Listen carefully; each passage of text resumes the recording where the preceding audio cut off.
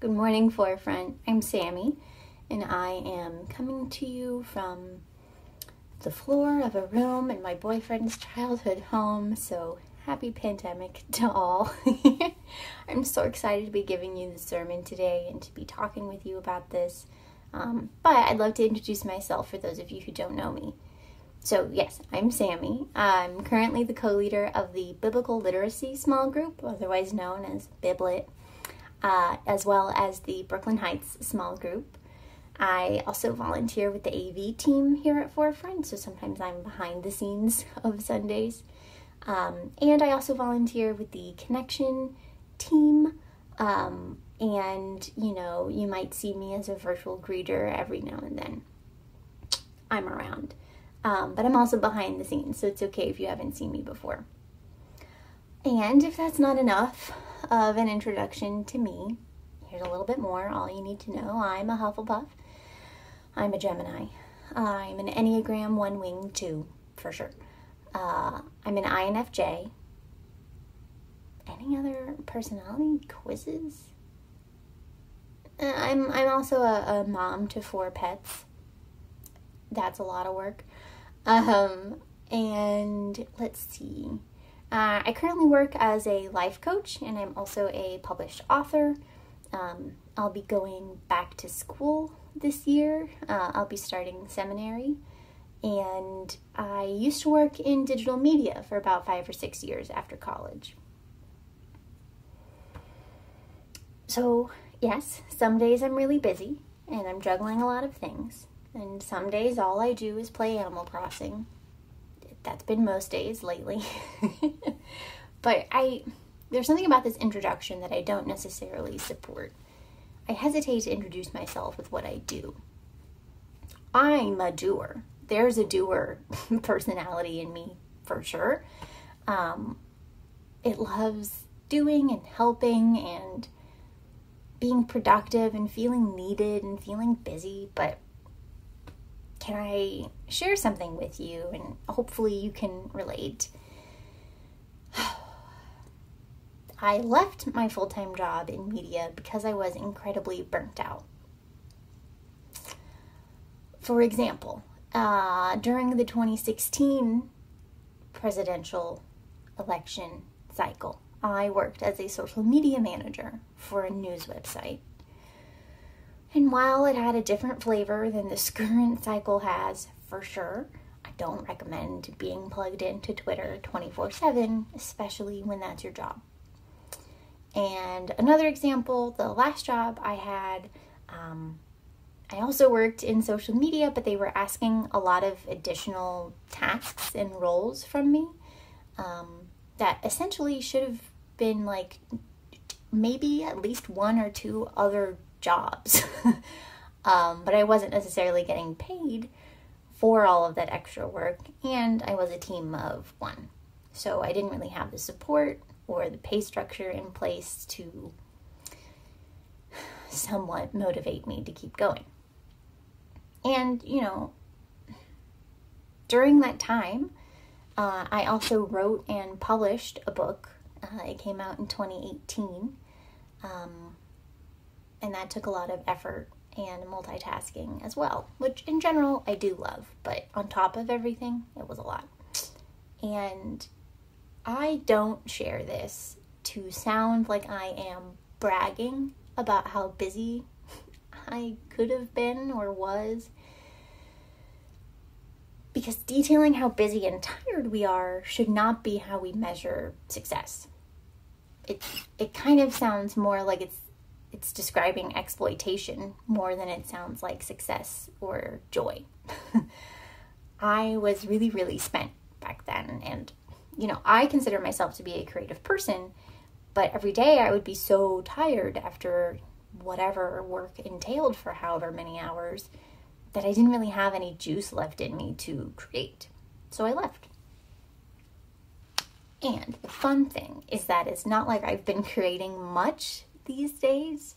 There are a few projects on the back burner that I have not really been attending to, because the daily mental strain of the pandemic is incredibly real and heavy. And I totally recognize that some creatives have lost their opportunity to work because venues or institutions have been shut down for various reasons right now. But some of us have lost that ability because the struggle to get basic stuff done is harder than ever before. The energy around us right now is wild. Not to get woo-woo, but everything is shifting and crazy right now. So, spoiler, don't be hard on yourself. But my days right now feel a lot emptier in comparison to when I was overworked and trying to do a million things at once. Obviously.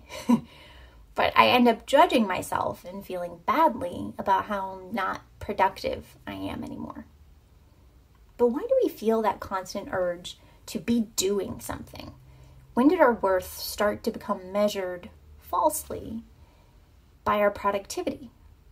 And why, if you live in New York or some other major city, is the second sentence out of your mouth when you meet someone, "So what do you do?" I didn't come from a well-to-do family. I would say we were probably lower to middle class for most of my life. Neither of my parents went to college, and they never really got to live out those childhood dreams that we all have of what we want to be when we grow up. Could you hear my dogs? Because there were dogs running around.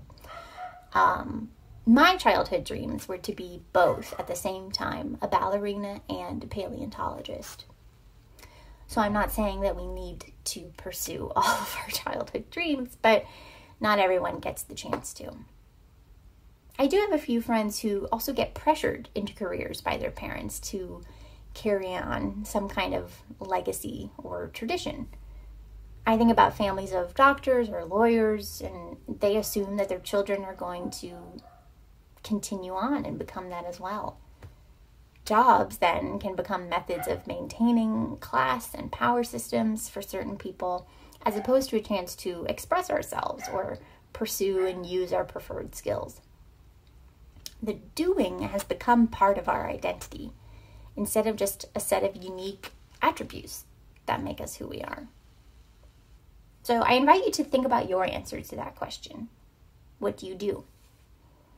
Does your answer start with your main occupation? Does it start with, well, I'd like to call myself a creative profession, but really every day I do a job I don't like? Does it start with your relationships to other people or pets if you're a caretaker? All of that puts something else as a label ahead of just being ourselves. All of that can get in the way of what we're meant to be doing.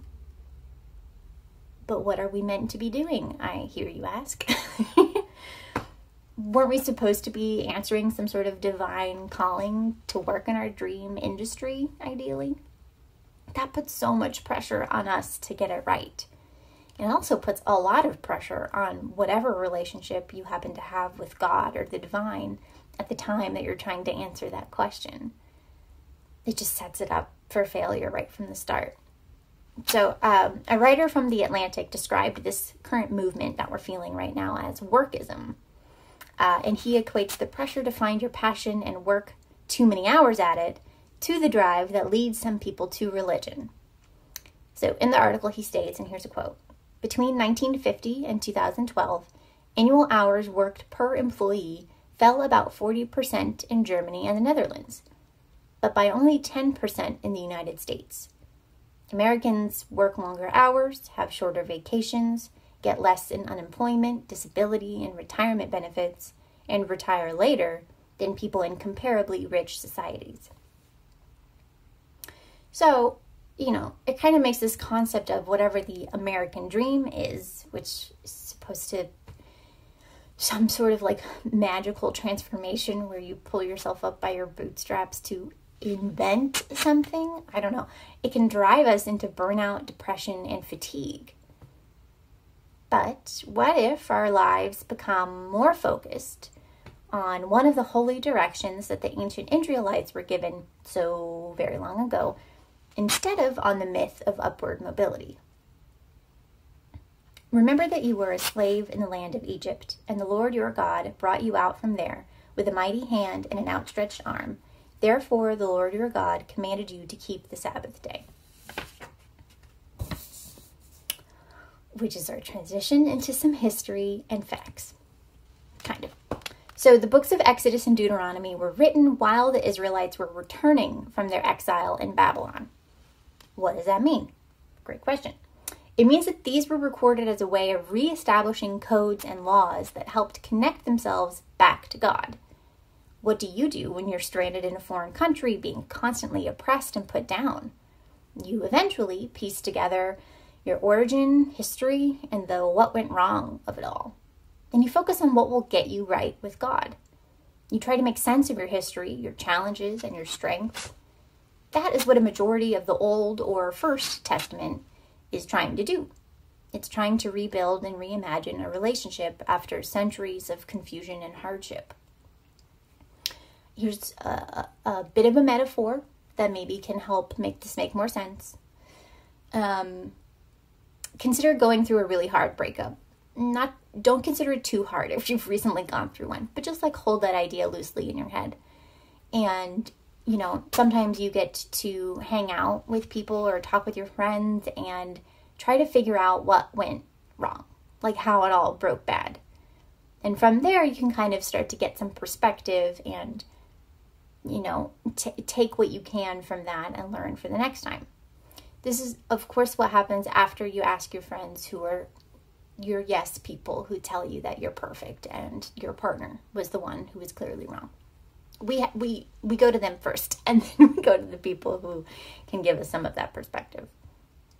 So many of the commandments actually start with a reminder that God delivered the Israelites out of oppression in Egypt, which is a handy reminder to the Israelites who were writing these stories down during a different time of separation and oppression. Sin, as we can potentially understand it, keeps us separate from God. It puts distance between us. It's sometimes described in the Bible as an act of exile or separation. They did not want to continue to sin, and they did not want to continue to separate themselves from God's love. So they wrote down some rules to maintain their status with God and keep themselves in line. So the 10 Commandments are then followed by what's called the Book of the Covenant, or the Covenant Code. You might know it as the list of how to sell your daughter as a slave, or how to borrow an animal from your neighbor, or my favorite, you shall not permit a female sorcerer to live. Regardless of their weirdness, these codes also serve as a reminder of their covenant or promise with God. God and Abraham each walked the covenant line, according to Scripture, of the land and generations promised to Abraham's descendants. The covenant codes, then, act as a way of maintaining that connection with God. The Sabbath is, then, also a holy reminder of how powerful and sanctified rest should be. It is a reminder of a time when it was said that God made a promise to their chosen people that they would live a good life in a land flowing with milk and honey, which, it just means that you could have goats that survive there and honey from nectar and flowers, and it would be like cultivatable as a land to live on. So it seems like God wanted to make both their overall lives better and give them a weekly chance to rest and reflect on that. But we don't really treat that commandment as holy, right? We don't really treat it the same way as the ones that say don't murder, or usually the one that says, don't cheat on your wife. We dismiss it a little bit, right? As we kind of pick and choose around the different rules that we feel like following or that we feel like don't apply to us anymore. We kind of leave it be. The Sabbath, or day of rest, is actually the first thing to be blessed in the Bible. Yes, humans were called very good, or as we've covered in previous sermons, they were made for their intended purpose, but they were not yet holy. Rest and resisting the urge to work and do more was. On the seventh day, God finished his work that he had done, and he rested on the seventh day from all the work that he had done. So God blessed the seventh day and made it holy, because on it God rested from all his work that he had done in creation. It's a repetitive poem, but, the Hebrew word that is used in the creation stories that is translated to good is tov. And the Hebrew word that is used hundreds of times in different tenses throughout the Bible to mean holy is kadosh. Doing research on the different meanings of kadosh led me to an article by Dov Landau, a professor of Jewish literature at Bar Ilan University in Israel and one of the last living Holocaust survivors. We'll link his full essay below, but here's an observation he makes when trying to define kadosh. Rudolf Otto claims that the way we use the adjective sacred has been extended to apply to absolute good, morality, decency, uprightness, and truth, and that these are essentially rational. In contrast, the original primal meaning of sacred refers to a feeling which is utterly devoid of any theoretical rational component and is a category totally set apart, something which words cannot define. It is a spiritual condition or state of mind that a person might have which can neither be defined nor explained. At best, we can bring the person to recognize this spiritual condition or state of mind in him or herself. We are dealing with a human spiritual state of festive elevation and excitement, a sense of elation, of being connected with the wondrous. Kadosh, then, is more than just kicking back on a Sunday or Saturday and vegging out. It's about connecting with something we can't even name. It's a sense of divine connection and the elation of creation. It's a chance to remind yourself of your tov, perhaps, to remind yourself of your role in the broader scope of things. And this is something we talk a lot about in the Biblit small group, how our puny, tiny human words don't come close to describing the concept of God, the concept of divinity, of sacredness, of what is holy. None of our words come close to that, but it's all we have to try to communicate these concepts and ideas, and we over-intellectualize and overthink them and try to put them into boxes because that's what makes us feel comfortable. But it's beyond all of that, and that is so hard to pin down and define. So getting the chance to dive more into what makes something good or holy takes more nuance.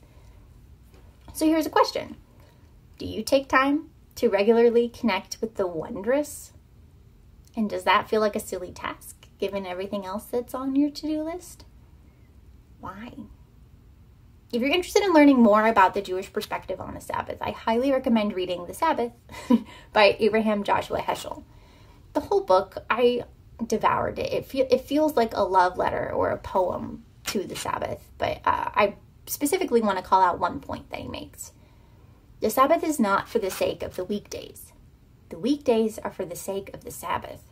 It is not an interlude, but the climax of living. The resting is the point. Whatever you do for your job is immaterial. They matter so much less than the spirit you bring to your work. And your specific job matters so much less than the rest you are able to give yourself. Because taking time to rest can often give us space to think about why we work in the first place. Here's a parable that might explain it in a different way, and stop me if you've heard this one before. Someone came upon 3 men working on repairing an old church. They asked the first man what he was doing, and the man said he was laying bricks. They asked the second man the same question, and he said he was putting up a wall. When they got to the third man and asked him what he was doing, he said he was building a cathedral. He brought meaning to his work.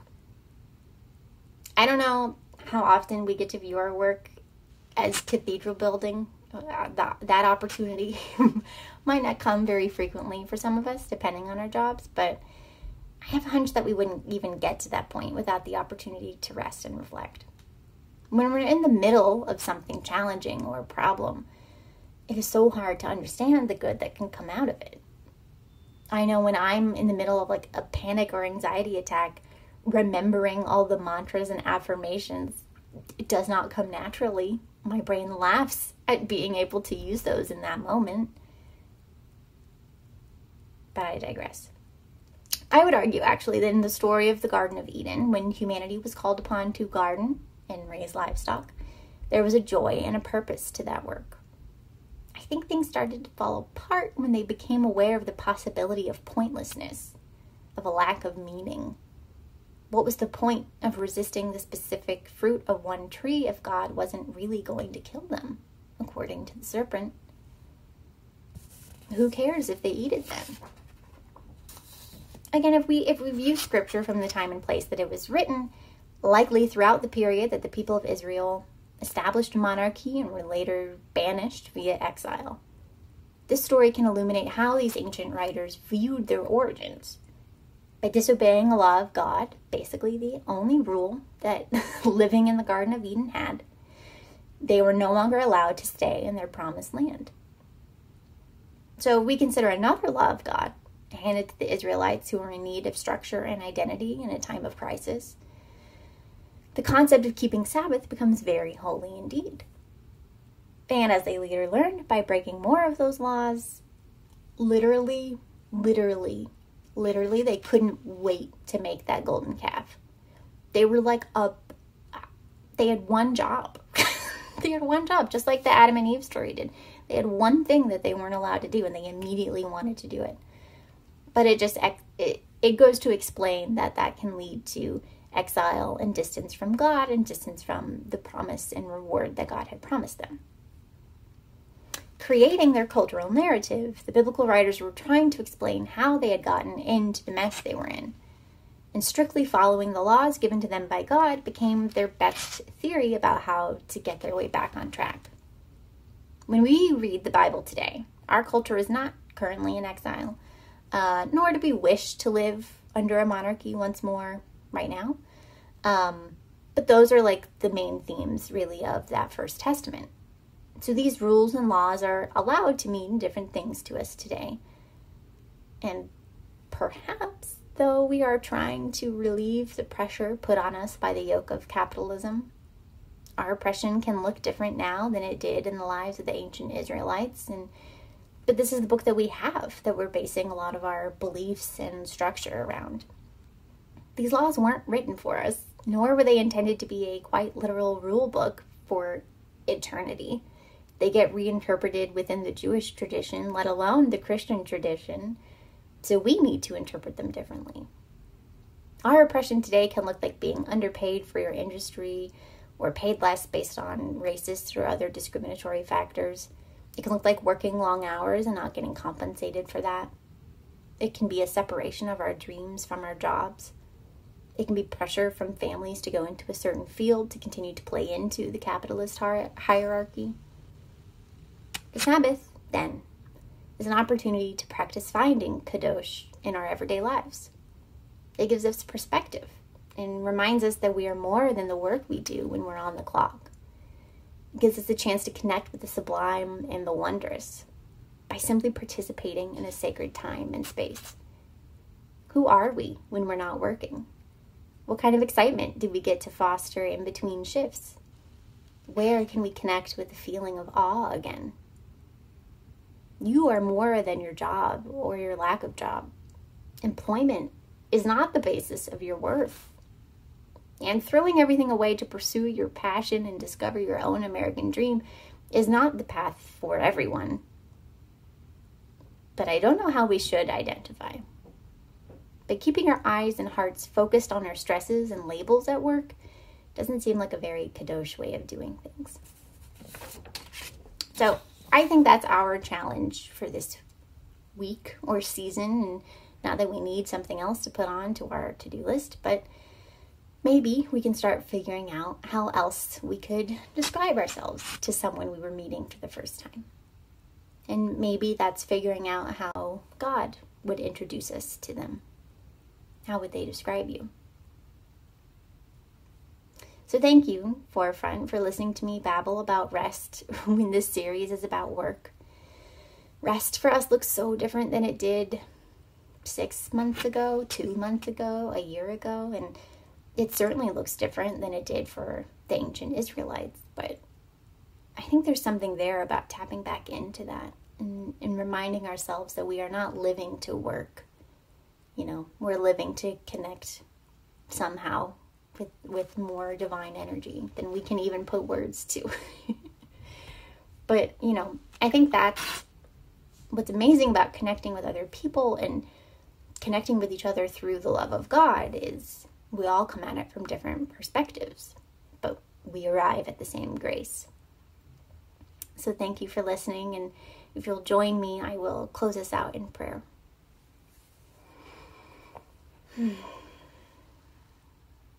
Dear God, dear Creator, thank you for this opportunity to listen and learn today and to pause. Help us find that pause button more often, and even if we don't have the words to describe it, help us feel that elation and joy. Help us rediscover what our identities might be.